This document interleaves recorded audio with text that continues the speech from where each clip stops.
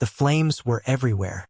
Orange and red fire danced on the walls like angry monsters. Black smoke filled the air, making it hard to breathe. Sarah pressed her hands against her pregnant belly and screamed as loud as she could. "Help me! Please! Somebody help!" But nobody came. She ran to the bedroom door and grabbed the handle. It was locked from the outside. She pulled and pulled, but it wouldn't open. Her eyes were burning from the smoke. Her lungs felt like they were on fire. "David! David! Please! Let me out!" Through the smoke, through the crackling sound of the fire eating everything in the house, she heard something that made her blood turn cold. Her husband's voice, calm, cold, speaking to someone on his phone. "It's done, Amanda. She's inside. The house is burning. Soon we can finally be together." Sarah's knees went weak. Her own husband, the father of her unborn baby. He had locked her inside their burning home. He wanted her dead, and he did it for his mistress. The ceiling above her head started to crack. Pieces of burning wood began falling around her. Sarah looked around the room desperately, her heart pounding so hard it felt like it would explode. She had maybe 2 minutes before the whole room collapsed on her and her baby. 2 minutes to live. But what Sarah didn't know was that someone was watching everything. Someone who would change this entire story. Someone neither David nor Amanda ever expected. Wait, before we continue, hit that subscribe button right now. You won't believe what happens next in this story. Also, drop a comment and tell me, where are you watching this from? Let's see how many countries we can get in the comments. Let me take you back to the beginning. Back to when Sarah thought her life was perfect. 6 months earlier, Sarah Miller was 28 years old. She had long brown hair that reached her shoulders, kind green eyes, and a smile that could light up any room. She worked as a teacher at a small elementary school in the town of Pinewood. All the children loved her because she was patient and caring. Sarah was married to David Miller. They had been married for 5 years. David was 32 years old, tall, with dark hair and blue eyes. He worked as a manager at a construction company. Everyone thought they were the perfect couple. But something had changed in David over the past year. He started coming home late, very late. Sometimes he wouldn't come home until midnight, smelling like expensive perfume that Sarah never wore. When she asked him where he had been, he would get angry. "I'm working, Sarah. Someone has to pay the bills around here." Sarah would feel guilty and stop asking questions. She loved David and she wanted to trust him. Then, 3 months ago, Sarah found out she was pregnant. She was so happy. She ran to David's office to tell him the good news. But when she got there, she saw something that broke her heart into a million pieces. Through the glass window of his office, she saw David kissing another woman. The woman was beautiful. She had long blonde hair, bright red lipstick, and wore an expensive black dress. She was laughing as David held her close. Sarah felt like the world was spinning. She felt sick. She ran to the bathroom and cried for an hour. But she didn't confront David that day. She was scared. Scared of losing him. Scared of being alone. Scared of raising a baby by herself. So Sarah pretended she didn't see anything. She went home and made dinner like nothing happened. When David came home that night, she told him about the baby. David's face went pale. He didn't smile. He didn't hug her. He just stared at her with empty eyes. "Are you sure?" he asked coldly. "Yes. I took 3 tests. We're going to have a baby." "David, isn't it wonderful?" David forced a small smile. "Yeah, wonderful." But Sarah could see it in his eyes. He wasn't happy. He was trapped. Over the next few weeks, David became even more distant. He barely talked to Sarah. He wouldn't touch her pregnant belly. He wouldn't ask how she was feeling. It was like she didn't exist to him anymore. Sarah tried everything to make him happy. She cooked his favorite meals. She wore pretty dresses. She tried to talk to him about baby names and decorating the nursery. But David would just grunt and walk away, his phone always in his hand, always texting someone. One night, Sarah couldn't take it anymore. She waited until David was in the shower, and she looked at his phone. Her hands were shaking as she typed in his password. Their wedding anniversary? How ironic. What she saw made her want to throw up. Hundreds of messages. All to a woman named Amanda Pierce. I can't wait to be with you forever, babe. She's making everything so complicated with this pregnancy. I wish I never married her. You're the only one I love. Don't worry, baby. I'll figure something out. Soon it'll just be me and you. Sarah dropped the phone. Her whole body was shaking. Tears poured down her face. She felt like she couldn't breathe. That's when David came out of the bathroom. He saw his phone on the floor and his face turned red with anger. Were you going through my phone? He yelled. Who is Amanda? Sarah screamed back, tears running down her cheeks. David's jaw tightened. For a moment, Sarah thought he might apologize, might beg for forgiveness, might tell her it was all a mistake. But instead, he said something that froze her blood. Amanda is the woman I actually love. You're just the mistake I made 5 years ago. Sarah felt like he had stabbed her in the heart. She put her hand on her belly protectively. What about our baby? She whispered.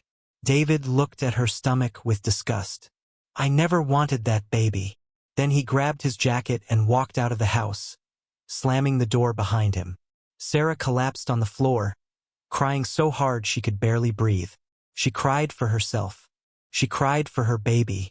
She cried for the marriage that was completely destroyed. But she had no idea that things were about to get much, much worse. What Sarah didn't know was that on that same night, David drove straight to Amanda's apartment. Amanda Pierce was 30 years old. She was a lawyer at a big firm downtown. She was smart, ambitious, and beautiful. But she was also cold, manipulative, and dangerous. Amanda didn't just want David. She wanted everything. His money, his house, his life. And she definitely didn't want some pregnant wife getting in the way. When David arrived at her apartment, Amanda was waiting for him in a silk robe, holding 2 glasses of wine. How did it go? She asked with a sly smile. Terrible, David said, running his hands through his hair. She found the texts. She knows about us. Amanda's smile faded. And she's not going to give me a divorce easily. She's pregnant, Amanda. If we divorce now, she'll take everything. The house, half my money, child support for the next 18 years. I'll be ruined. Amanda set down her wine glass and walked toward David. She put her hands on his chest and looked up at him with those ice-cold blue eyes. Then we don't divorce her, Amanda said quietly. David looked confused. What do you mean? Amanda smiled. But it wasn't a nice smile.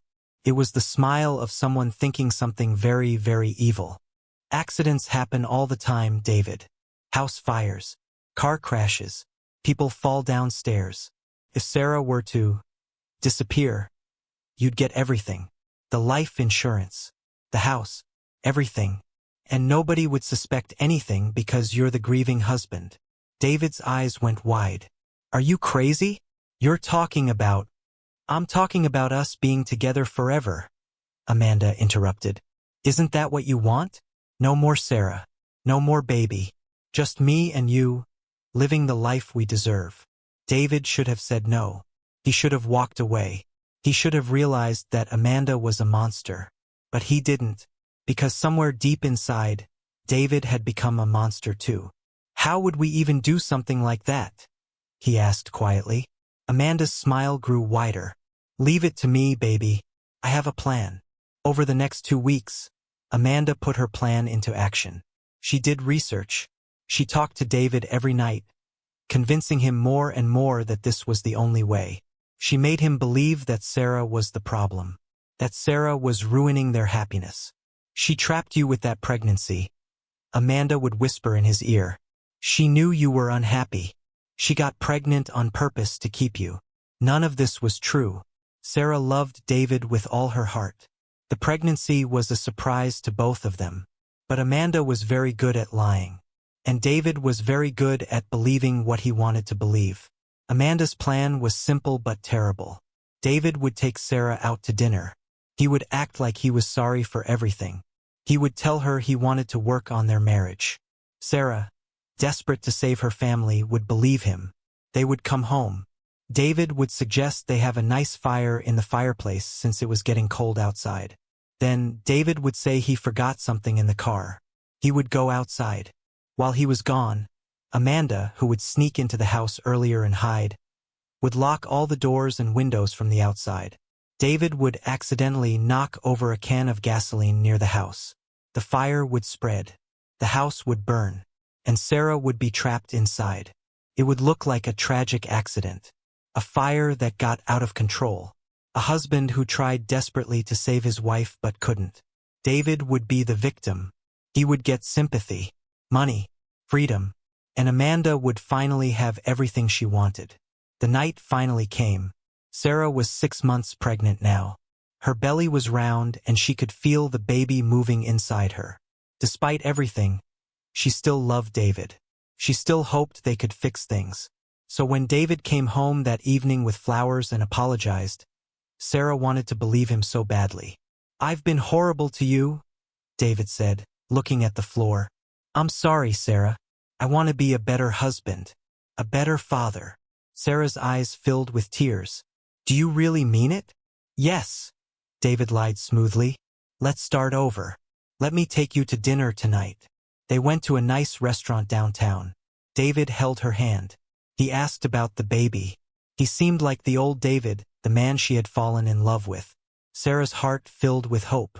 Maybe things would be okay after all. After dinner, they drove home. It was a cold October night. The sky was dark and full of stars. "It's chilly," David said as they walked into the house. "Let me start a fire in the fireplace." "That sounds nice," Sarah said with a smile. While David started the fire, Sarah went to the kitchen to make some tea. She didn't see Amanda's car parked down the street, hidden in the shadows. She didn't see Amanda sneaking around to the back of the house. She didn't know this was all a trap. "Sarah," David called from the living room. "I think I left my wallet in the car. I'll be right back."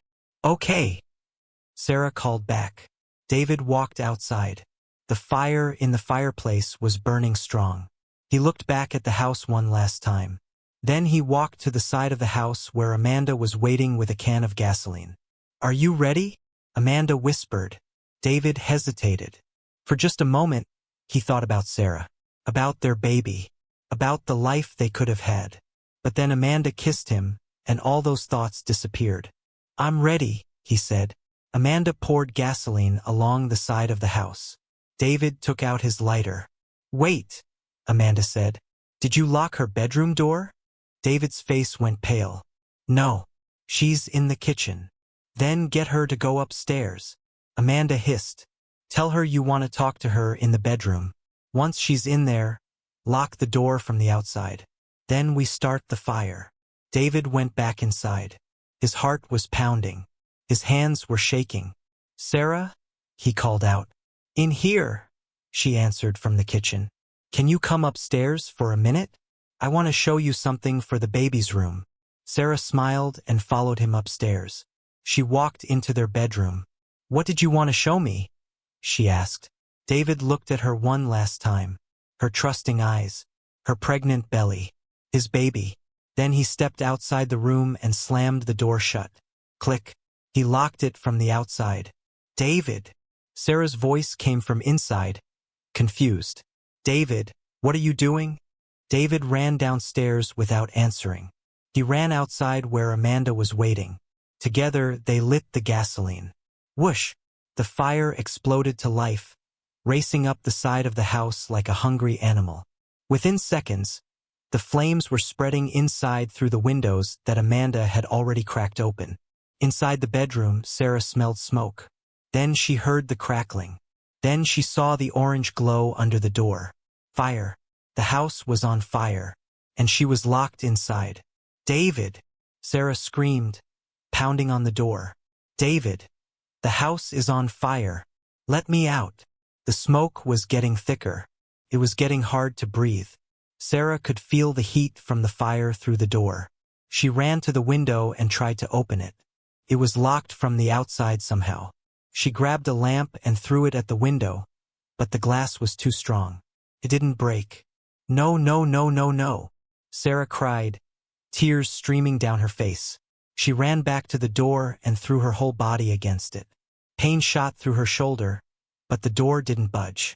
The smoke was so thick now that she could barely see. She was coughing so hard she thought she might pass out. She slid down to the floor, trying to find air to breathe. She put her hands on her pregnant belly. "I'm sorry, baby," she whispered through her tears. "I'm so sorry." That's when she heard it. David's voice outside, talking on his phone. "It's done, Amanda. She's inside. The house is burning. Soon we can finally be together." In that moment, Sarah understood everything. This wasn't an accident. Her husband tried to murder her. He locked her in here to die. He wanted to kill her and their baby. For his mistress, the betrayal hurt worse than the smoke. Worse than the fire. Worse than anything Sarah had ever felt. But then something changed inside her. She was not going to die. Not like this. She was going to survive. For her baby. Sarah looked around the room desperately. The ceiling was starting to crack. Pieces of burning wood were falling. She had maybe 1 minute left. Then she saw it. The air vent in the floor. It was small, but maybe, just maybe, Sarah crawled to the vent. Her lungs were burning. Her eyes were streaming with tears. She grabbed the vent cover and pulled with all her strength. It wouldn't budge. She pulled harder. Harder. Crack. The vent cover came off. Sarah looked down into the darkness. It was a tight space. Very tight. But she was small. And desperate. She heard David and Amanda outside, their voices fading as they walked away from the burning house. They thought she was dead. They were leaving her to burn. Sarah took one last look at the room that was now completely engulfed in flames. Then she pushed herself into the vent headfirst, her pregnant belly barely fitting through the opening. The metal was hot. It burned her hands. But she kept crawling. Crawling through the darkness. Crawling toward life. Behind her, she heard the ceiling of the bedroom collapse with a massive crash. If she had been 1 second slower, she would be dead. But Sarah wasn't dead. She was alive. And she was angry. Sarah's hands burned as she dragged herself through the narrow air vent. Every inch forward felt like a mile.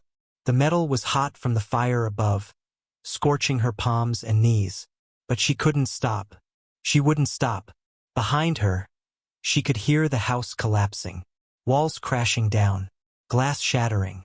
The fire roaring like a dragon swallowing everything in its path. "Keep going," Sarah whispered to herself, one hand on her belly. "Keep going for the baby. Keep going. Keep going." The air vent was so small that her pregnant belly scraped against the metal bottom. Every movement hurt. The smoke was following her through the vents, filling the tight space with thick gray clouds that made her cough violently. Sarah's vision was getting blurry. She was running out of air. Her lungs felt like they were filled with needles.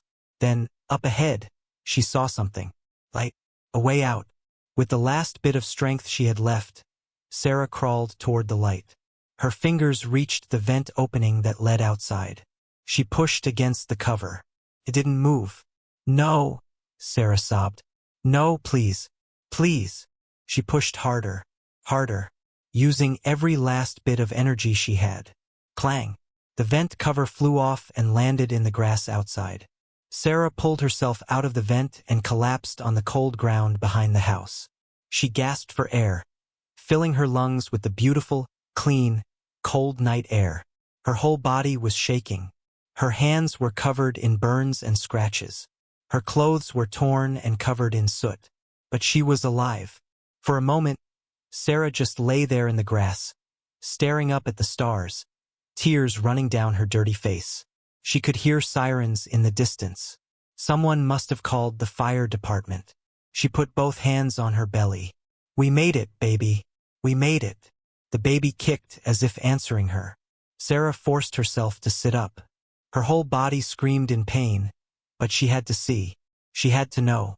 She crawled to the corner of the house and peeked around. What she saw made her blood boil with rage. David and Amanda were standing across the street, holding hands, watching the house burn. The orange flames reflected in their eyes. They were smiling. Actually smiling. David had his phone out, and Sarah could hear him talking. Yes, 911? My house is on fire. My wife is inside. Please hurry. Please. He was fake crying, his voice cracking with pretend emotion. Sarah. Sarah. He was such a good actor. If Sarah didn't know the truth, she would have believed he was a devastated husband. Amanda squeezed his hand and whispered something in his ear. They both looked at each other and shared a small, evil smile when they thought no one was looking. Sarah wanted to run out there. She wanted to scream. She wanted to tell everyone what they had done. But something stopped her. If she revealed herself now, they would know their plan failed. They might try again. They might hurt her or the baby. No, Sarah had a better idea. She would let them think she was dead. She would hide. She would gather evidence. And then she would make sure David and Amanda paid for what they tried to do. Sarah heard more sirens getting closer. The fire trucks were almost here. She couldn't stay. Using the last of her strength, Sarah stood up and stumbled into the woods behind the house. Every step hurt. Her burns throbbed. Her lungs ached. But she kept moving, disappearing into the darkness between the trees. Behind her, she heard David's voice calling out. Sarah. No. Sarah. Such a good actor. Such a monster. 3 hours later, the fire was finally out. The house was destroyed. Nothing was left but black, smoking ruins. The firefighters had searched through everything, looking for Sarah's body, but they couldn't find her. David was sitting in the back of an ambulance, wrapped in a blanket even though he was never in danger. Amanda stood nearby, playing the role of the concerned friend. I'm sorry for your loss, one of the firefighters said to David, putting a hand on his shoulder. Did you find her? David asked, his voice shaking. Not yet, sir. But with a fire this intense. The firefighter didn't finish the sentence. He didn't have to. David nodded and put his face in his hands, his shoulders shaking like he was crying. But inside he was relieved. It was done. Sarah was gone. He was free. Mr. Miller? Another voice interrupted his thoughts. David looked up and saw a police detective standing in front of him. She was a tall woman with short gray hair and sharp, intelligent eyes. Her badge said, Detective Rachel Martinez. I'm very sorry for what happened tonight, Detective Martinez said. Her voice was kind, but her eyes were watching David very carefully. I know this must be incredibly difficult for you. Thank you, David said quietly. I just have a few questions, if you don't mind. Just routine, you understand. David's heart started beating faster. Of course. Can you walk me through what happened tonight? David took a deep breath and told his rehearsed story. We came home from dinner. I started a fire in the fireplace because it was cold. Then I went outside to get my wallet from the car. When I came back, the house was already on fire. I tried to get to Sarah, but the flames were too big. I called 911 right away. Detective Martinez nodded, writing in her notebook. And where were you at dinner? Romano's, the Italian place downtown. What time did you leave the restaurant? Around 9:30, I think. And what time did the fire start? Maybe 10 o'clock? I'm not exactly sure. Everything happened so fast. Detective Martinez wrote something else down. Did you and your wife have a good relationship? David's eyes widened. What? Yes, of course. We loved each other very much. She was pregnant with our first child. He let his voice crack with emotion. I can't believe they're both gone. I'm sorry, Mr. Miller. I had to ask. Detective Martinez looked at Amanda, who was standing a few feet away. And who is this? Amanda Pierce, Amanda said, stepping forward with a sad smile. I'm a friend of the family. I heard about the fire and came right away to support David. I see, Detective Martinez said, studying Amanda's face. And where were you tonight, Miss Pierce? At home. I was watching TV when David called me. What time was that? Around 10:15. Detective Martinez made another note. Thank you both. We'll be in touch. As the detective walked away, David and Amanda exchanged a quick glance.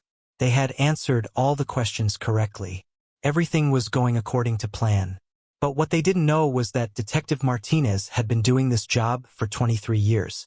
She had investigated hundreds of cases, and she could smell a lie from a mile away.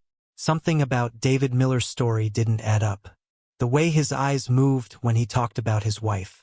The way he seemed more nervous than sad. The way this Amanda woman showed up so quickly, dressed so perfectly, her makeup so neat for someone who supposedly rushed over in a panic. And one more thing. The fire investigators had found something strange. The fire didn't start in the fireplace like David claimed. It started on the outside of the house, and they found traces of gasoline. This wasn't an accident. This was arson, and possibly murder. Detective Martinez looked back at David and Amanda one more time.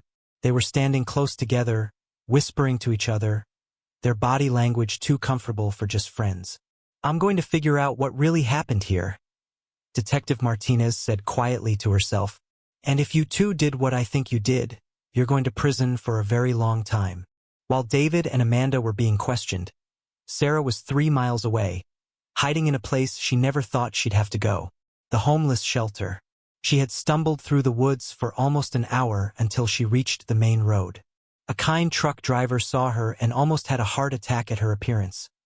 Covered in soot, bleeding, pregnant, and barely able to stand. "Miss, are you okay?"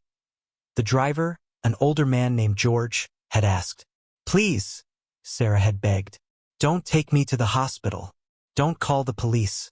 Just take me somewhere safe." George didn't understand, but something in Sarah's desperate eyes made him agree. He drove her to St. Mary's homeless shelter on the other side of town and gave her $40 from his wallet. "I don't know what you're running from, miss," George said gently, "but I hope you find safety. God bless you and that baby." Now Sarah sat on a cot in the corner of the women's section of the shelter. A kind nurse who volunteered there had bandaged her hands and given her clean clothes. Sarah had washed the soot from her face and hair. She looked at herself in the small mirror hanging on the wall. She barely recognized the woman staring back at her. Her eyes looked older, harder, angrier. Her phone had been in her pocket, miraculously still working despite everything. But Sarah knew she couldn't use it. David could track her location if she did. She needed to think. She needed a plan. Sarah sat on the cot and put her hands on her belly. The baby kicked again, stronger this time. "I know, little one," Sarah whispered. "You're scared. I'm scared too. But Mommy is going to fix this. Mommy is going to make sure those bad people never hurt us." But how? She had no evidence. No proof. It would be her word against David's. And David was very good at lying. He would say she was crazy, that the pregnancy made her unstable, that she was making up stories. Sarah needed proof. She needed to catch David and Amanda admitting what they did. But how could she do that when they thought she was dead? Sarah lay back on the cot, exhaustion washing over her. Her body hurt everywhere. Her burns throbbed. Her baby kept kicking, sensing her stress. "I'm sorry, baby," Sarah whispered, tears running down her face again. "I'm so sorry you have such a terrible father. I'm so sorry I brought you into this mess." She closed her eyes, and despite everything, exhaustion pulled her into a deep, troubled sleep filled with nightmares of fire and locked doors. The next morning, the local news was all over the story. "Tragic house fire claims life of pregnant woman," the headlines read. David's face was on every channel, looking devastated, tears running down his cheeks as he spoke to reporters. "Sarah was everything to me," he said, his voice breaking. "She was going to be such an amazing mother. I can't believe she's gone. I can't believe our baby is gone." Amanda watched from her apartment, smiling as she sipped her morning coffee. David was perfect. The whole town believed him. They felt sorry for him. Some people had even started a fundraiser to help him rebuild his life after such a tragedy. Amanda's phone buzzed. A text from David. It worked. Everyone believes it was an accident.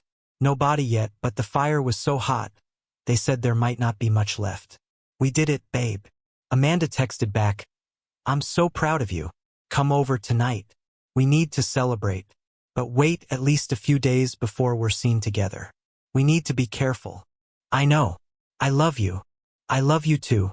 Soon we'll have everything we wanted. Amanda set her phone down and looked around her expensive apartment.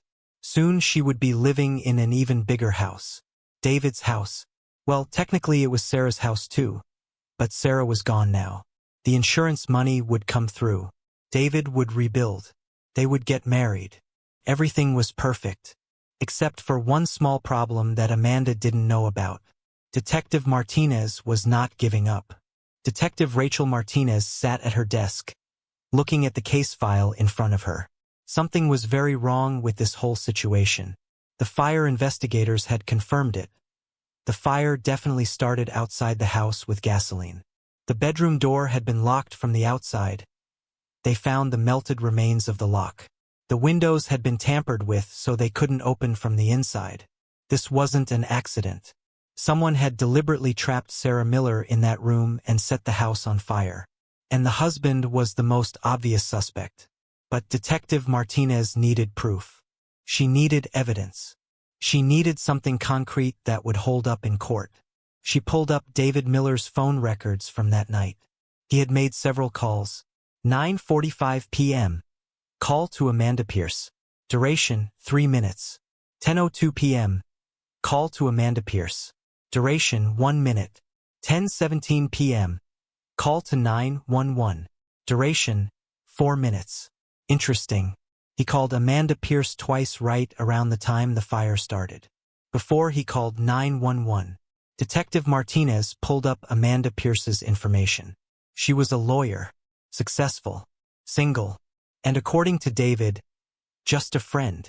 Detective Martinez didn't believe in coincidences. She picked up her phone and called her partner, Detective James Cooper. Cooper, I need you to look into someone for me. Amanda Pierce. I want to know everything about her. Where she was last night, her connection to David Miller, everything. You think the husband did it? Cooper asked. I know the husband did it, Martinez said. I just need to prove it. What about the wife's body?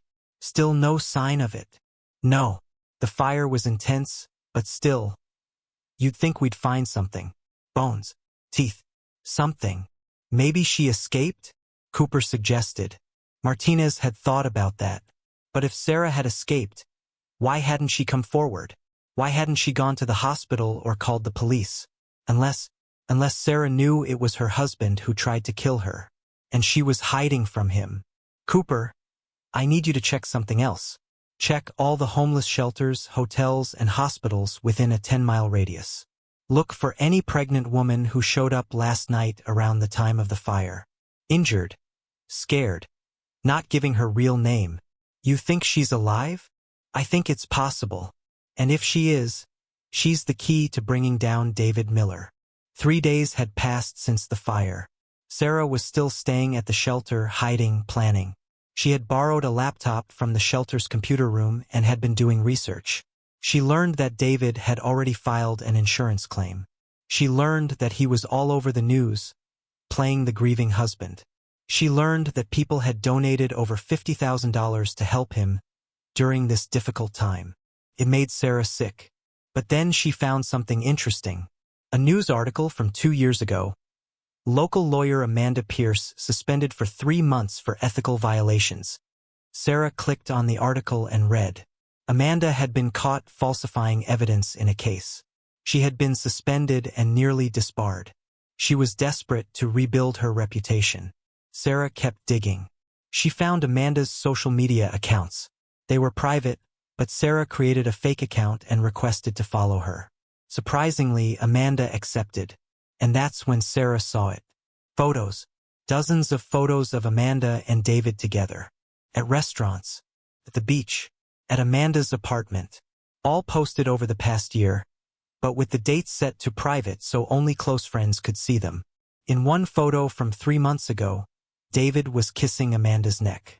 The caption read, "Soon we won't have to hide anymore." 3 months ago, right when Sarah found out she was pregnant. Sarah felt her anger growing like a fire inside her chest. She took screenshots of everything, but she needed more. She needed them to admit what they did. And suddenly Sarah had an idea. A dangerous idea. A crazy idea. But it might just work. That night, Sarah used the shelter's phone to make a call. She had blocked the number so it wouldn't show up. The phone rang 3 times before Amanda answered. Hello. Sarah deepened her voice, trying to sound older. Is this Amanda Pierce? Yes. Who is this? My name is Jennifer Walsh. I'm a reporter for the Pinewood Tribune. I'm doing a story about the tragic fire that killed Sarah Miller. I understand you were a close friend of the family? There was a pause. Sarah could almost hear Amanda's brain working. Yes, Amanda finally said. It's been devastating. David is absolutely heartbroken. I'm sure he is, Sarah said.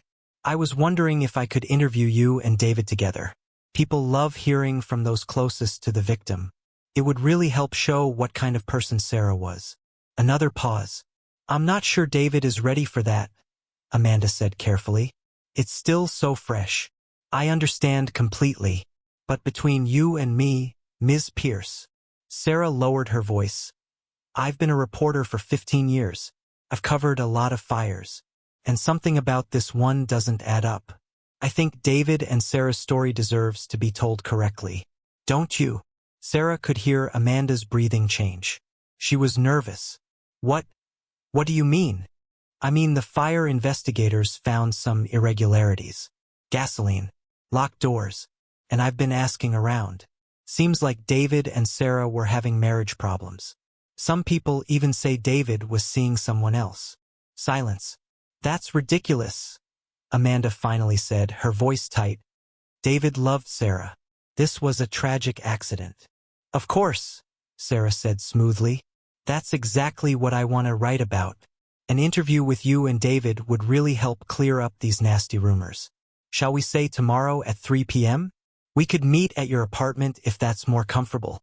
No, Amanda said quickly. I mean, I need to talk to David first. Can I call you back? Of course. You have my number. But Ms. Pierce, the story is running in 3 days whether I have your interview or not. It would be better for everyone if I had your side of things. Sarah hung up before Amanda could respond. Her hands were shaking. Her heart was pounding. But she was smiling. The trap was set. Now she just had to wait. 30 seconds after Sarah hung up, Amanda called David in a panic. We have a problem, she said as soon as he answered. What? What's wrong? A reporter just called me. She's asking questions about the fire. She said the investigators found gasoline. She knows we're connected. David, she knows. David felt like ice water had been poured down his back. That's impossible. We were careful. Not careful enough. She wants to interview us. She said the story is running in 3 days whether we talk to her or not. If this reporter starts digging, David, they're gonna find everything. The phone calls, the photos, your insurance claim, everything.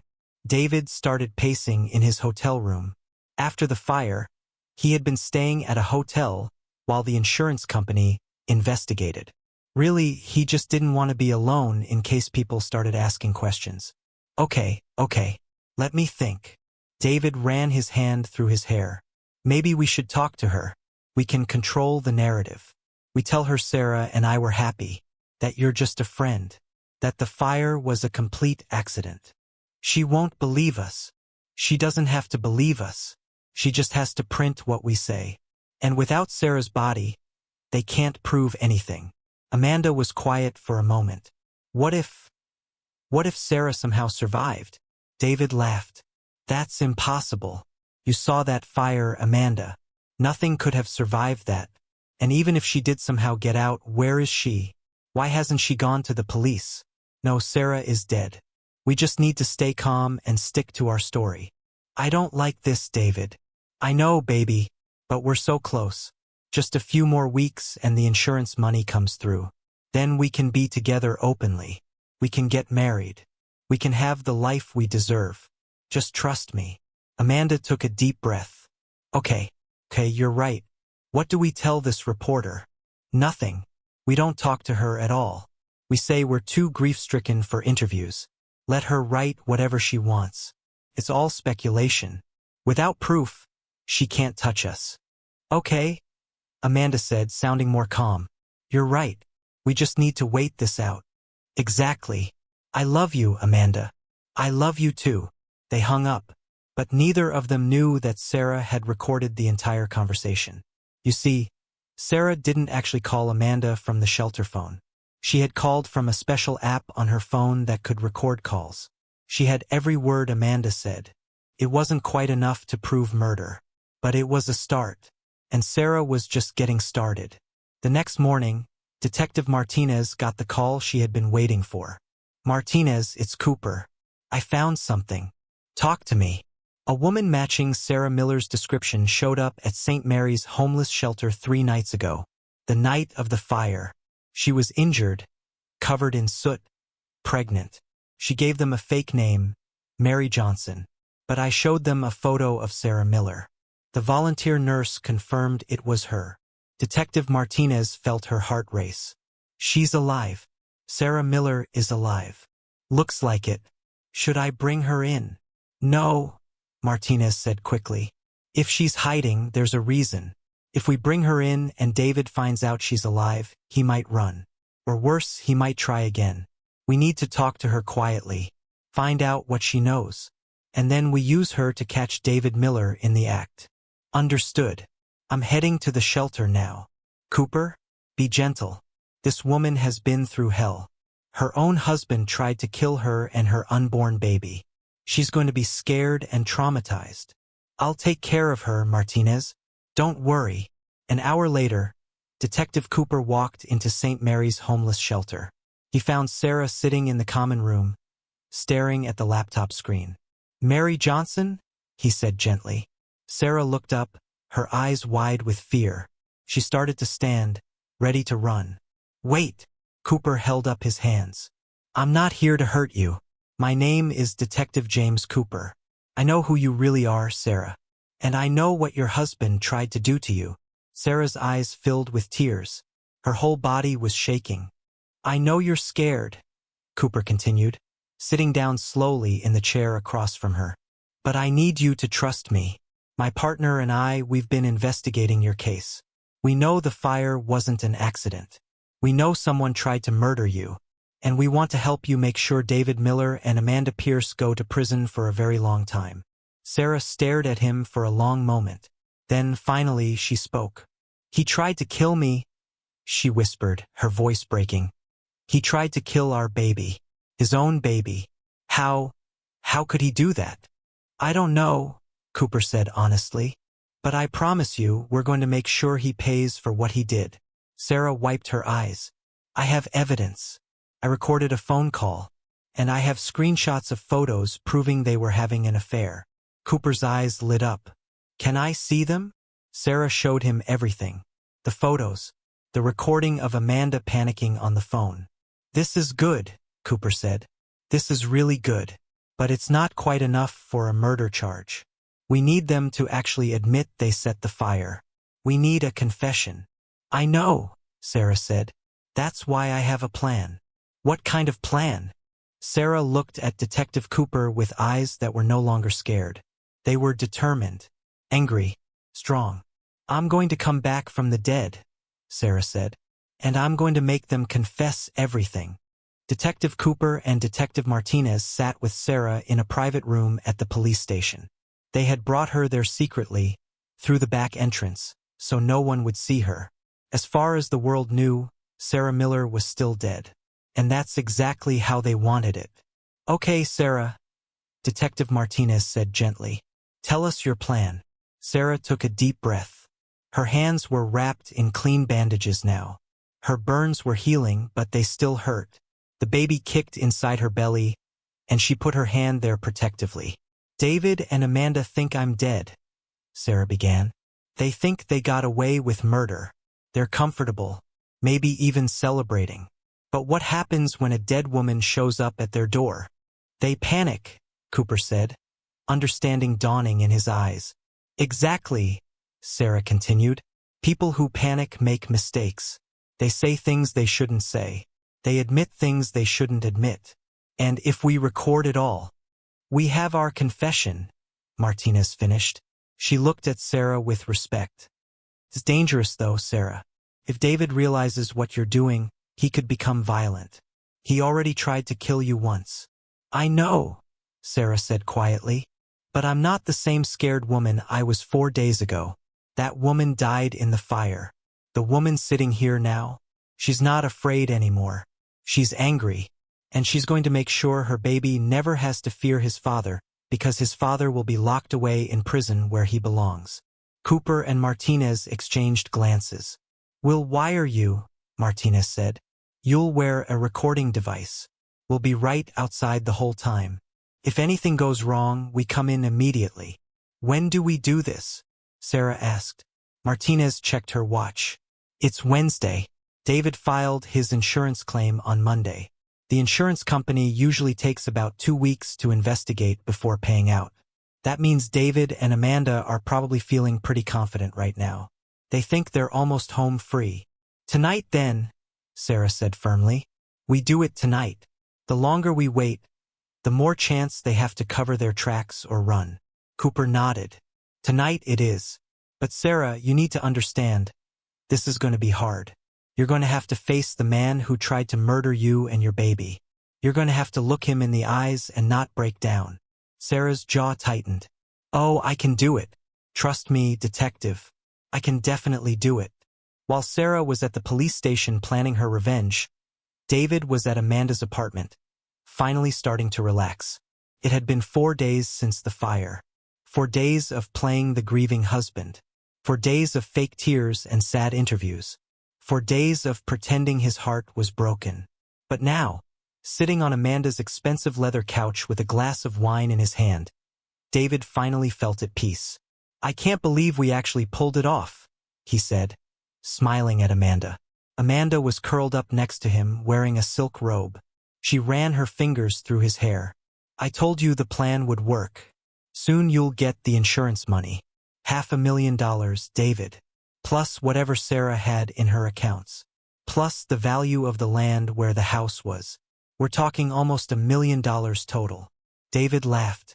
We could go anywhere. Do anything. We could move to another state. Get married. Start fresh where nobody knows us. California, Amanda said dreamily. I've always wanted to live in California. We could get a beach house. Wake up to the ocean every morning. David pulled her close and kissed her. Anything you want, baby. You deserve it. You're so smart. So beautiful. Sarah was nothing compared to you. Don't, Amanda said, pulling back slightly. Don't talk about her. She's gone. It's over.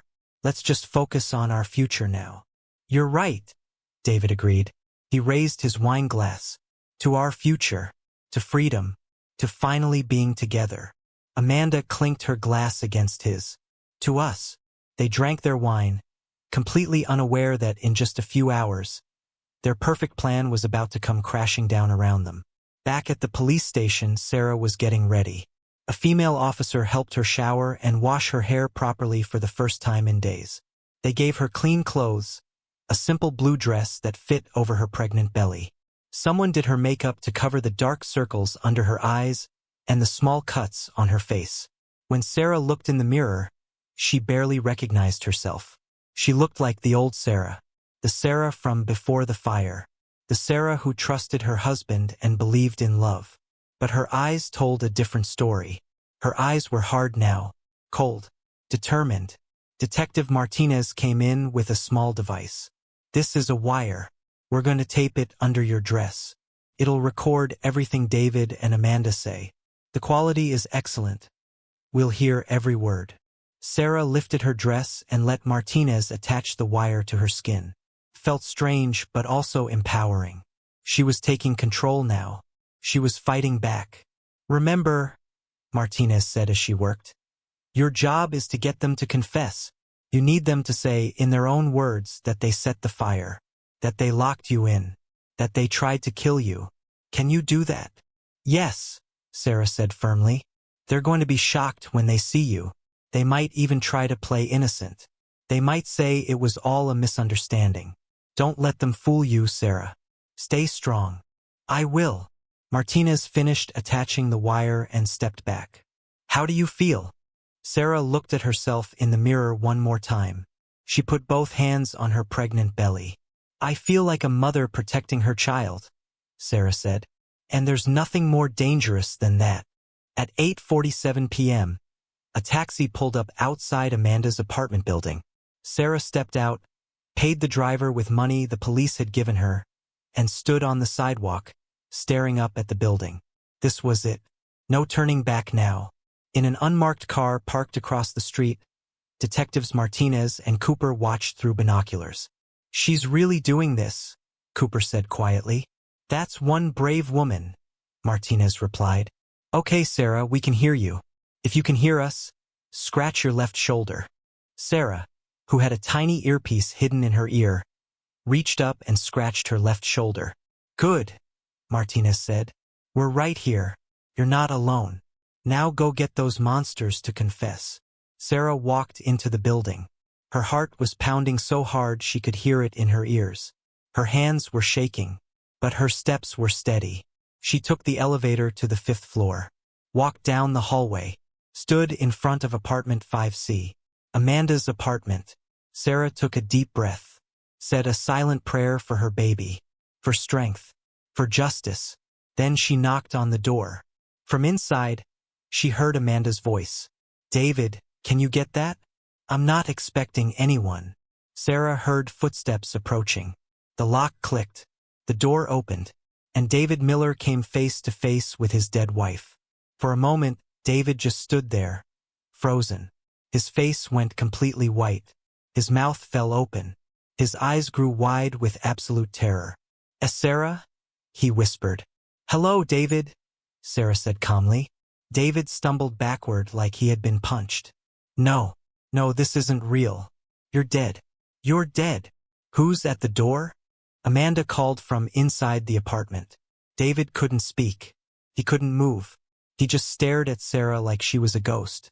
Sarah stepped forward into the apartment. Surprise. I survived. Amanda came around the corner, still in her silk robe, holding her wine glass. When she saw Sarah, she screamed. The wine glass fell from her hand and shattered on the floor, red wine spreading across the white carpet like blood. How is this possible? Amanda gasped. Sarah closed the door behind her and locked it. I crawled out through the air vents while you two stood outside watching the house burn, while you held hands and smiled, while you celebrated murdering me and my baby. Sarah, listen. David started, his voice shaking. Shut up, Sarah said coldly. I'm not here to listen to your lies anymore, David. I'm here for the truth, and you're going to give it to me. David and Amanda looked at each other in panic. Sarah could see their minds racing, trying to figure out what to do. Sarah, you have to understand. Amanda began. I said shut up. Sarah's voice was like steel. For 4 days, I've been hiding, healing, planning. Do you know what it's like to watch the news and see your husband crying fake tears about how much he loved you? Do you know what it's like to hear people say what a tragedy it was? What a horrible accident. Sarah stepped closer to them. Both David and Amanda backed away. It wasn't an accident, was it? Sarah continued. You locked me in that bedroom. You poured gasoline around the house. You set it on fire. You tried to murder me and your own baby. Also, you two could be together. That's insane, David said, finding his voice. Sarah, the fire was an accident. I tried to save you. I called 911. After you called Amanda first, Sarah said. Twice. I know everything, David. I have phone records. I have photos of you two together. I have recordings. I have evidence. She was bluffing about some of it. She had the photos and one recording, but not all the phone records. The police had those. But David and Amanda didn't know that. Amanda's face went pale. You're bluffing. Am I? Sarah pulled out her phone. Should I play the recording of you panicking when you thought a reporter was investigating? Should I show David the photos you posted of you two together, the ones you thought were private? David turned to Amanda. You posted photos of us? I told you to be careful. They were private. Amanda snapped back. Doesn't matter now, does it? Sarah said. The whole world is going to know what you did. You're both going to prison. Wait. David held up his hands. Sarah, please. Let's talk about this. You're right. We made a mistake. Terrible mistake. But nobody has to know. You're alive. The baby's alive. We can fix this. Sarah laughed, but it was a bitter, angry sound. Fix this? Fix this. You tried to burn me alive. David, you locked me in a room and set our house on fire. You stood outside and watched it burn while I screamed for help. And now you want to fix this. I panicked, David said desperately. Amanda and I, we fell in love. I didn't know how to tell you. I didn't want to hurt you. So you decided to kill me instead? Sarah's voice broke with emotion. That makes so much more sense. Tears were streaming down her face now. Not tears of sadness. Tears of rage. Sarah, please, David begged. Think about this. If you go to the police, it'll be your word against ours. You have no proof that we set that fire. The police will say you're unstable. That the pregnancy made you paranoid. That you set the fire yourself. Sarah stared at him. You would really do that? You would really blame me for this? We're just trying to protect ourselves. Amanda said, her lawyer instincts kicking in. You can't prove anything, Sarah. You can't prove we locked that door. You can't prove we poured the gasoline. You can't prove anything. Sarah felt her anger rising to a boiling point, but she forced herself to stay calm. She needed them to admit it. She needed them to confess. You're right, Sarah said slowly. I can't prove you locked the door, but I know you did. Just like I know you tampered with the windows so they wouldn't open. Just like I know you planned this whole thing for weeks. David and Amanda exchanged another nervous glance. Tell me, Sarah continued, stepping closer to David. When did you decide to kill me? Was it when you found out I was pregnant? Or before that? We never decided to kill you, David said, but his voice was weak. Then what did you decide, David? Sarah pressed. Did you decide to just scare me? Did you think I'd magically escape somehow? Or did you just not care whether I lived or died, as long as you got your insurance money? The insurance money was... Amanda started, then stopped herself. Was what? Sarah pounced on her words. Was the whole point? Was that why you did this? Sarah, you're twisting our words, Amanda said angrily. Then untwist them for me, Sarah shouted. Tell me the truth. Tell me why you tried to kill me. David's face crumbled. The stress of the past 4 days, combined with the shock of seeing Sarah alive, was breaking him down. I didn't want to kill you, he said quietly, putting his face in his hands. I just wanted to be free. I wanted to be with Amanda. And you were pregnant. And I knew you'd never let me go. And I didn't know what else to do. So you decided murder was the answer? Sarah said coldly. It was supposed to look like an accident, David said, his voice rising. It was supposed to be quick. You weren't supposed to suffer. But then you started screaming, and I could hear you. And I wanted to open the door. I swear I did. But Amanda said, Shut up, David. Amanda shouted. But it was too late. He was already talking. Amanda said we couldn't back out, David continued, tears running down his face now. She said if we opened the door, you'd know it was us. She said we had to see it through. She said it was the only way we could be together. You idiot, Amanda screamed at him. She's recording this. Can't you see? She's wearing a wire. Time seemed to stop. Sarah's eyes widened. How did Amanda know? Amanda pointed at Sarah's dress. I'm a lawyer, you stupid girl. I know what a wire looks like. I can see the bulge under your dress where you taped it. David's face went from sad to furious in an instant. You're recording us. You're trying to trap us. Yes, Sarah said, backing toward the door. And it worked. You just confessed to everything. The police heard every word. But when Sarah reached for the door handle, Amanda was faster. Amanda grabbed a heavy glass vase from the table near the door and swung it at Sarah's head. Sarah ducked just in time.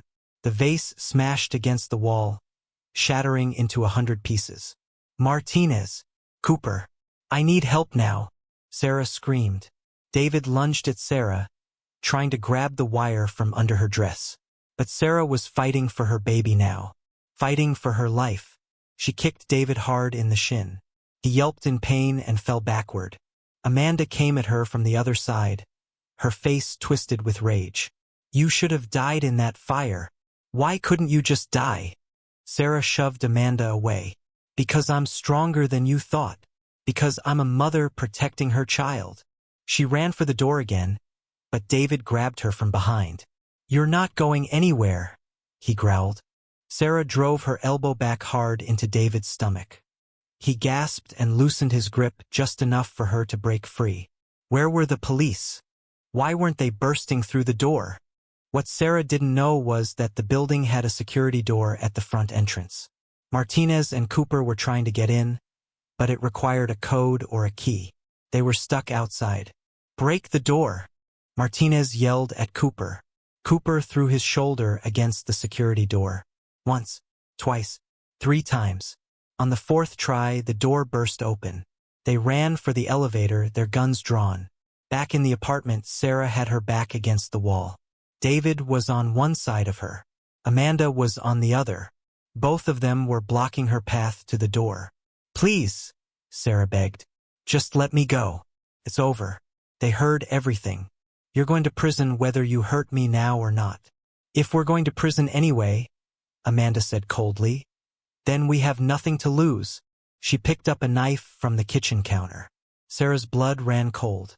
"Amanda, don't do this. There's been enough violence." "You're right," Amanda said, stepping closer with the knife. "After tonight, there won't need to be any more." David grabbed Sarah's arms from behind, holding her in place. "I'm sorry, Sarah," he whispered in her ear. "I really am. But you should have stayed dead." Amanda raised the knife. Sarah closed her eyes and thought of her baby. "I'm sorry, little one. I'm so sorry." And then, crash, the apartment door exploded inward. "Police! Drop the weapon!" Detectives Martinez and Cooper burst into the room. Their guns pointed at Amanda and David. Amanda froze, the knife still raised. "Drop it now," Martinez commanded. For a moment, Sarah thought Amanda might actually stab her anyway. There was pure hatred in Amanda's eyes. But then Amanda's hand opened. The knife clattered to the floor. "David Miller, Amanda Pierce, you're both under arrest for attempted murder," Cooper said, moving forward with handcuffs. David let go of Sarah and tried to run for the balcony, but Martinez tackled him to the ground. "It was her idea," David shouted as Martinez cuffed him. "It was all Amanda's idea. I didn't want to do it. She made me." "You coward," Amanda screamed. "I did this for you. For US. "Well, you can both explain that to a judge," Martinez said, pulling David to his feet. Cooper cuffed Amanda as well. "You have the right to remain silent. Anything you say can and will be used against you in a court of law." As Cooper read them their rights, Sarah slid down the wall and sat on the floor, her whole body shaking. She put both hands on her belly. The baby kicked. "We're okay," Sarah whispered. "We're okay now, baby. The bad people can't hurt us anymore." Martinez knelt down beside her. "Sarah, are you hurt?" "No," Sarah said, tears streaming down her face. "I'm okay." Did you get the recording? Did you hear everything?" Martinez smiled. "Every single word. You did it, Sarah. You got them to confess. They're going away for a very, very long time." Sarah looked across the room at David. He was crying, begging the officers to believe that it wasn't his fault. She felt nothing for him. No love, no hate, just nothing. He was a stranger to her now, a monster who tried to take everything from her. But he failed. She survived. And she won. 2 hours later, Sarah was at the hospital getting checked out. The doctors confirmed that both she and the baby were fine. Miraculously, despite everything she had been through, her baby was healthy and strong. "You've got a fighter in there?" the doctor said with a smile, pointing at Sarah's belly. "Just like his mother," Sarah replied. Martinez and Cooper came to visit her in her hospital room. "The DA wants to talk to you tomorrow," Martinez said.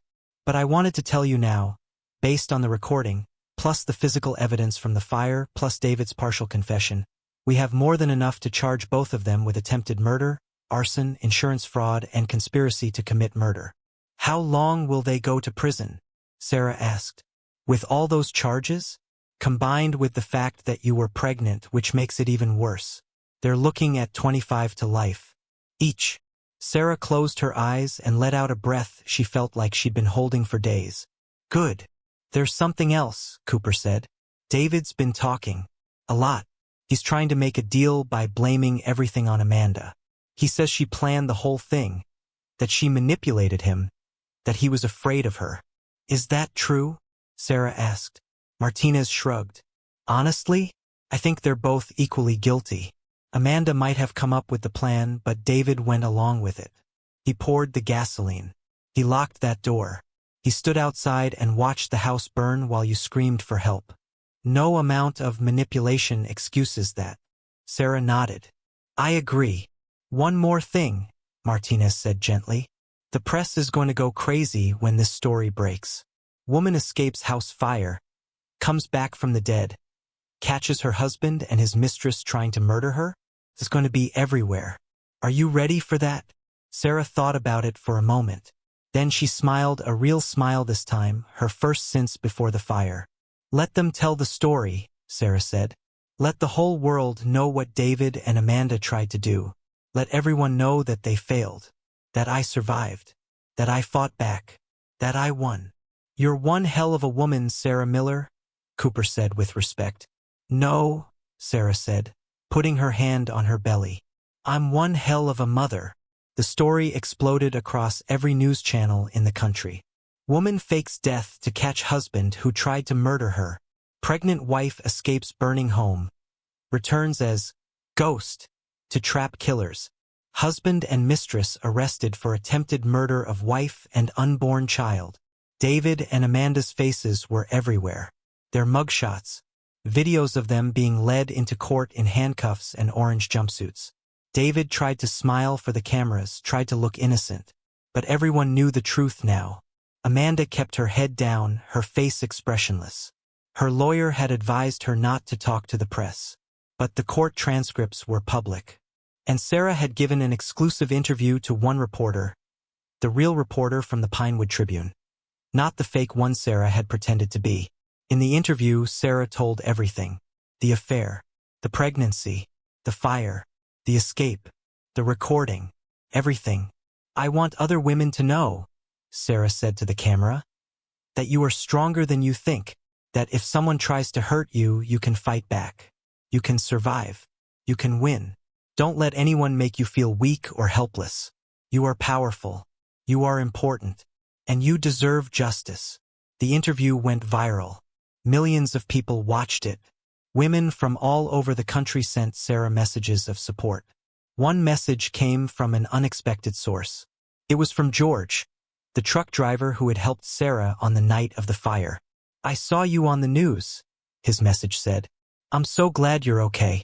I'm so glad you got justice. You're a hero. God bless you and your baby. Sarah cried when she read it. Happy tears this time. 2 months later, the trial began. Sarah was 8 months pregnant now. Her belly was huge, but she insisted on being in the courtroom every single day. She wanted to look David and Amanda in the eyes. She wanted them to see what they had failed to destroy. The prosecution played the recording of Sarah's confrontation with David and Amanda. The whole courtroom heard David admit to locking the door. Heard him say it was supposed to look like an accident. Heard him blame Amanda for making him go through with it. They heard Amanda say the insurance money was the whole point. They heard them both threaten Sarah with a knife. The defense tried to argue that Sarah had entrapped them, that she had provoked them into saying things they didn't mean. But the jury didn't buy it. The physical evidence was overwhelming. The gasoline, the locked door, the tampered windows, the phone records showing David called Amanda twice right before calling 911. It was all there. On the third day of the trial, Amanda's lawyer tried one more desperate move. Mrs. Miller, the lawyer said during cross-examination, isn't it true that you and your husband were having marital problems? Yes, Sarah answered calmly. Isn't it true that you were depressed about your pregnancy? No. Isn't it possible that you set the fire yourself? That you're trying to blame my client and Mr. Miller because you regret your suicide attempt? The courtroom gasped. Sarah looked the lawyer straight in the eyes. Sir, I loved my baby from the moment I knew he existed. I would never, ever harm him. Your client and David Miller locked me in a burning room and left me to die. I have the scars on my hands to prove I fought to survive. I have a recording of them confessing. And I have the truth on my side. She turned to look at the jury. I know what they did. They know what they did. And now you know what they did. The only question is, will you give me and my baby the justice we deserve?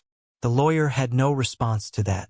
3 days later, after only 4 hours of deliberation, the jury came back with their verdict. On the charge of attempted murder in the first degree, how do you find the defendants? Guilty. On the charge of arson in the first degree? Guilty. On the charge of conspiracy to commit murder? Guilty. Every single charge, guilty. Guilty. Guilty. David collapsed in his chair, sobbing. Amanda just sat there, stone-faced, staring straight ahead. Sarah closed her eyes and finally let herself feel relief. It was over. She had won. 2 weeks later, David and Amanda were brought back to court for sentencing. The judge was a stern older woman named Judge Patricia Wells. She had been on the bench for 30 years and had seen countless cases. But this one, she said, was one of the worst. I have presided over many trials, Judge Wells said, looking down at David and Amanda with disgust. I have seen people do terrible things. But this is beyond comprehension. She looked at David. Mr. Miller, you took vows to love and protect your wife. You promised to stand by her in sickness and in health. And when she became pregnant with your child, you decided she was inconvenient. So you locked her in a burning building and left her to die. David's lawyer tried to speak. Your Honor, my client. I'm not finished, Judge Wells said coldly. She turned to Amanda. Miss Pierce, you are an educated woman, a lawyer, someone who should understand and respect the law. Instead, you helped plan and execute an attempted murder. You encouraged Mr. Miller to kill his pregnant wife so you could have him and his money to yourself. Amanda stared at the floor, her jaw clenched. You both disgust me, Judge Wells continued. You are selfish, heartless, and evil. And I am going to make sure you never have the chance to hurt anyone ever again. She picked up her gavel. David Miller, I hereby sentence you to 30 years in prison without the possibility of parole. Bang. Amanda Pierce, I hereby sentence you to 30 years in prison without the possibility of parole. Bang. Take them away. As the bailiffs led David and Amanda out of the courtroom in handcuffs, David looked back at Sarah one last time. Sarah, I'm sorry, he said, tears running down his face. I'm so sorry. Sarah stood up, her hand on her very pregnant belly. I don't forgive you, she said clearly, and I never will. Goodbye, David. It was the last time she ever spoke to him. Sarah woke up at 3 a.m. with a sharp pain in her belly. She was staying in a small apartment that the Police Victims Assistance Program had helped her find. It wasn't fancy, but it was safe. It was hers. And most importantly, David didn't know where it was. Another pain shot through her stomach, stronger this time. Oh, Sarah gasped, putting her hand on her belly. Oh no, it's time. She grabbed her phone and called 911. Hello? I'm in labor. I need an ambulance. Stay calm, ma'am, the operator said. Help is on the way. Is anyone with you? No, Sarah said. I'm alone. But she wasn't scared. Not anymore. She had survived a house fire. She had faced down her would-be killers. She had testified in court and won. She could handle this. 20 minutes later, Sarah was in the ambulance, breathing through contractions as they rushed to the hospital. You're doing great, the paramedic said, holding her hand. Just keep breathing. At the hospital, the nurses rushed her into the delivery room. Everything happened so fast. The pain was intense, worse than anything Sarah had ever felt. But then she thought about the fire, about crawling through that air vent, about fighting for her life and her baby's life. "I can do this," Sarah said through gritted teeth. "I can do anything." And 6 hours later, at 9:23 a.m. on a beautiful spring morning, Sarah's baby was born. "It's a boy," the doctor announced. Sarah heard her son cry for the first time, and tears streamed down her face. The nurses cleaned him up and placed him on Sarah's chest. He was perfect. 10 tiny fingers, 10 tiny toes, a small nose, soft brown hair just like hers. "Hello, baby," Sarah whispered, kissing his forehead. "I'm your mama. I fought so hard for you. I love you so much." The baby opened his eyes and looked at her, and Sarah felt her heart explode with more love than she ever thought possible. "What will you name him?" the nurse asked gently. Sarah had thought about this for months. She had considered naming him after someone brave, someone strong, someone who survived impossible things. But in the end, she chose something simple, something meaningful. "Phoenix," Sarah said softly. "His name is Phoenix, because we both rose from the ashes." The next day, Sarah had visitors. Detective Martinez came first, carrying a large bouquet of flowers and a teddy bear. "Oh, Sarah," Martinez said, tears in her eyes as she looked at baby Phoenix. "He's beautiful, absolutely beautiful." "Thank you," Sarah said, smiling as she held her son. "Thank you for everything. If it wasn't for you and Detective Cooper, I wouldn't be here right now." "You saved yourself," Martinez said. "Cooper and I just helped. You were the brave one, Sarah. You and this little fighter." Phoenix yawned, his tiny mouth opening wide, and both women laughed. "Have you heard?" Martinez asked. "About David and Amanda?" Sarah's smile faded slightly. "What about them?" "They're in different prisons. Maximum security. David's already gotten into 2 fights with other inmates. Apparently, criminals don't like people who try to murder pregnant women. Even in prison, there's a code." Sarah felt a dark satisfaction at that. "And Amanda? She's in solitary confinement. She attacked another inmate who said something about her case. She'll probably spend most of her sentence alone." "Good," Sarah said simply. Martinez sat down in the chair next to the hospital bed. "Sarah, I need to ask you something. How are you doing?" "Really?" Sarah looked down at Phoenix, who was sleeping peacefully in her arms. "I'm healing. My hands barely hurt anymore. The nightmares are getting less frequent. And every time I look at Phoenix, I remember why I survived. I survived for him." "That's beautiful," Martinez said. "You're going to be an amazing mother." "I hope so," Sarah said quietly. "He deserves the best life I can give him." Later that afternoon, more visitors came. George, the truck driver who had helped Sarah on the night of the fire, came with his wife. They brought home-cooked meals and diapers and baby clothes. "You helped save my life," Sarah told George, hugging him. "I'll never forget that." "You saved your own life, young lady," George said with a smile. "I just drove the truck." Even some of Sarah's students from the elementary school came with their parents. They brought cards they had made, with drawings of babies and flowers and hearts. "We missed you, Miss Miller," one little girl said. "I missed you too, sweetie," Sarah said, tears in her eyes. She had lost so much in the fire. Her house, her marriage, her sense of safety, her trust. But she had gained something too. She had gained strength, courage, a new family of people who truly cared about her. And most importantly, she had gained Phoenix. Sarah agreed to do one final interview 3 months after Phoenix was born. The reporter was a kind woman named Jessica Chun who had covered Sarah's story from the beginning. She came to Sarah's apartment with just one camera operator, keeping everything small and comfortable. "Thank you for agreeing to talk to me," Jessica said as they set up. "I know this has been incredibly difficult." "I wanted to do this," Sarah said, holding Phoenix on her lap. He was bigger now, chubby and healthy, with bright, alert eyes. "I want people to know the whole story, including the ending." Jessica smiled. "Then let's begin." The camera started rolling. "Sarah, It's been almost 6 months since the night your husband and his mistress tried to kill you. How are you doing now? Sarah took a deep breath.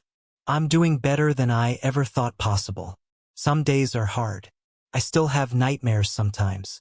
I still flinch when I smell smoke. But then I look at Phoenix and I remember that I survived for a reason. He's my reason. You named him Phoenix. Why?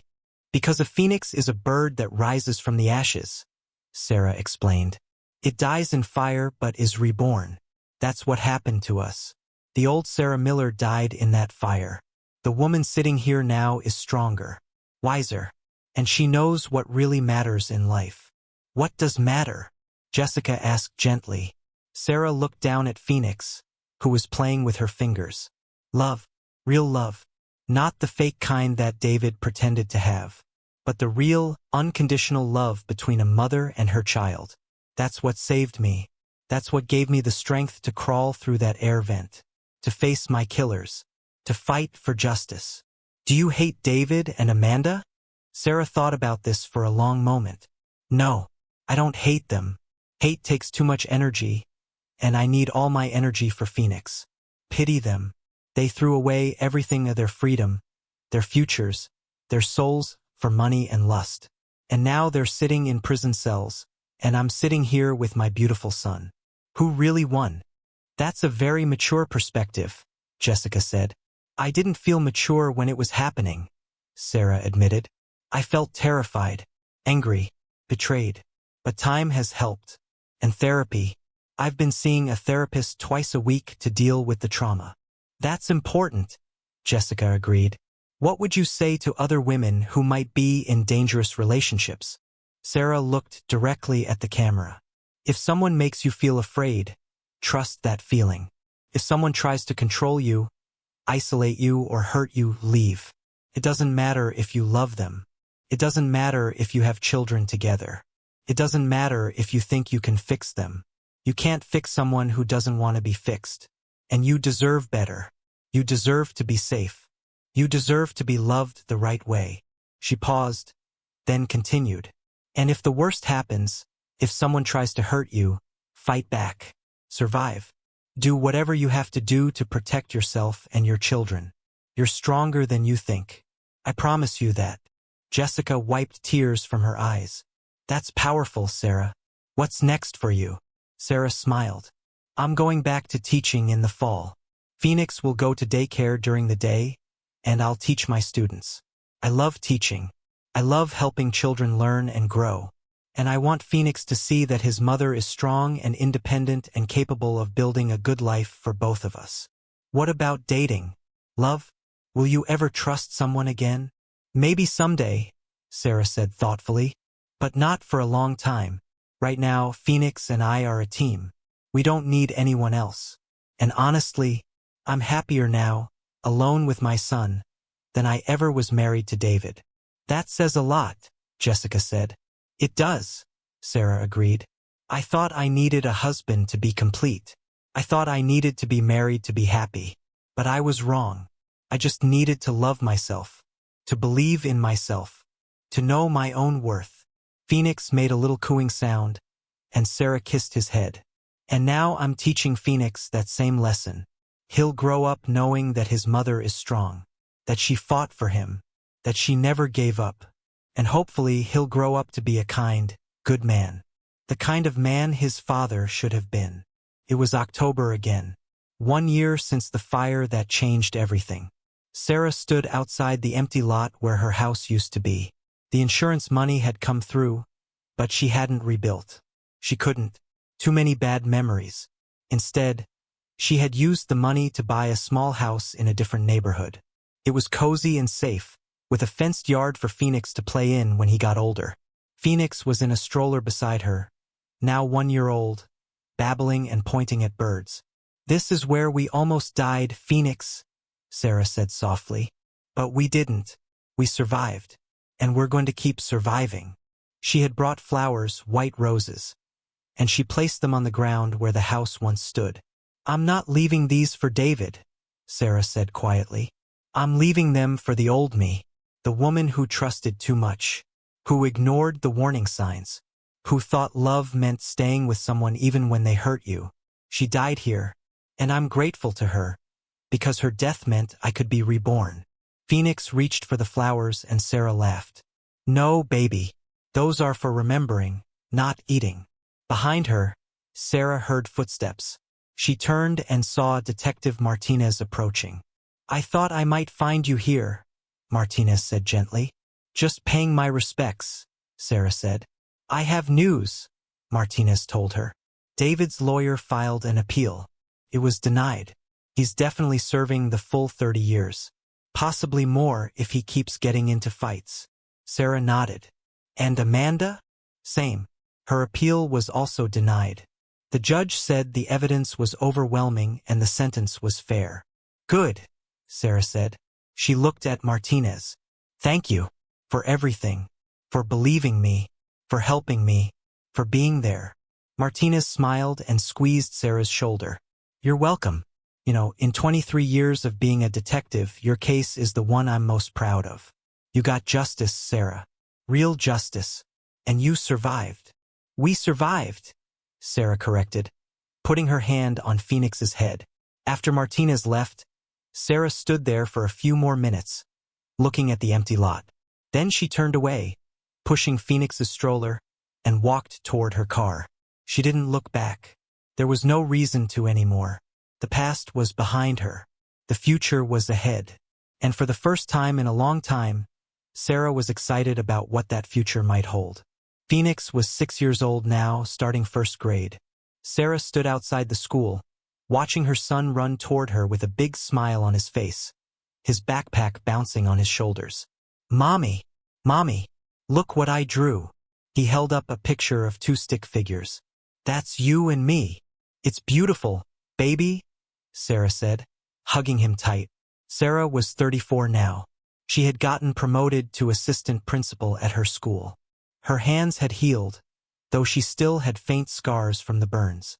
She saw them every day as a reminder of what she had survived. She had made close friends, built a community, created a life that was full and happy and safe. She had gone on a few dates over the years, but nothing serious. She was cautious now, protective of herself and Phoenix. She wouldn't let just anyone into their lives. And that was okay. Mommy, can we get ice cream? Phoenix asked as they walked to the car. Sure, sweetheart, Sarah said. As they drove to the ice cream shop, Phoenix chatted about his day. His teacher, his friends, the butterfly they saw at recess. Sarah listened and smiled, her heart full. Phoenix didn't know about David. He didn't know about the fire. He was too young to understand. Someday, when he was older, Sarah would tell him the truth. She would tell him about the night his father tried to kill them, about how she survived, about how she fought for justice. But she would also tell him about forgiveness. Not forgiveness for David, he didn't deserve that, but forgiveness for herself, for choosing the wrong person, for missing the warning signs, for staying too long. She would tell Phoenix that everyone makes mistakes, but what matters is how you respond to those mistakes, whether you give up or fight back, whether you let them define you or whether you rise above them. Sarah had risen. She had survived attempted murder, testified in court, raised her son alone, built a new life from ashes. She was a survivor. She was a fighter. She was a mother. And she was finally truly happy. That night, after putting Phoenix to bed, Sarah sat on her porch with a cup of tea, looking at the stars. She thought about everything that had happened, all the pain, all the fear, all the anger, and then she thought about everything she had gained. Strength, wisdom, her beautiful son, a second chance at life. Sarah pulled out her phone and opened her notes app. She had started writing a book about her experience. Her therapist had suggested it might be healing. She typed one final paragraph. If you're reading this and you're in a dark place, please know, you are stronger than you think. You can survive things you never imagined surviving. You can rebuild from ashes. You can turn your pain into power. Don't give up. Fight for yourself. Fight for your children. Fight for your future. Because you deserve a life filled with real love, real happiness, and real peace. And that life is possible. I'm living proof. Sarah saved the document and looked up at the stars again. Somewhere, in a prison far away, David was sitting in a cell, probably regretting his choices. Somewhere else, Amanda was alone in solitary confinement, her brilliant legal mind wasted. But Sarah was here, free, safe, loved. She had won. Not just the court case, not just the fight for survival, but the biggest battle of all. The battle to reclaim her life, her dignity, and her future. And as Sarah sat there under the stars, listening to the peaceful sound of her son, sleeping safely in his room, she smiled. Because she knew that no matter what happened next, no matter what challenges life threw at her, she would survive. She always had. She always would. She was Phoenix's mother. And just like her son's namesake, she had risen from the ashes, stronger and more beautiful than ever before. What an incredible journey! From a woman trapped in a burning house to a strong, independent mother who got justice and built a beautiful new life. Sarah's story is one of pure strength and courage. Thank you so much for sticking with this story all the way to the end. I hope Sarah's story inspired you, moved you, and reminded you that no matter what happens in life, you have the strength to overcome it. If you enjoyed this story, please share it with your friends and family. Hit that like button. And most importantly, subscribe now to this channel to support our growth. Drop a comment below and tell me, what was your favorite part of the story? What should happen in our next story? Where are you watching from? Thank you for being here. Thank you for supporting this channel. And remember, you are stronger than you think. Never give up. Never stop fighting for yourself. Until next time, stay strong, stay safe, and keep rising from the ashes like the phoenix you are.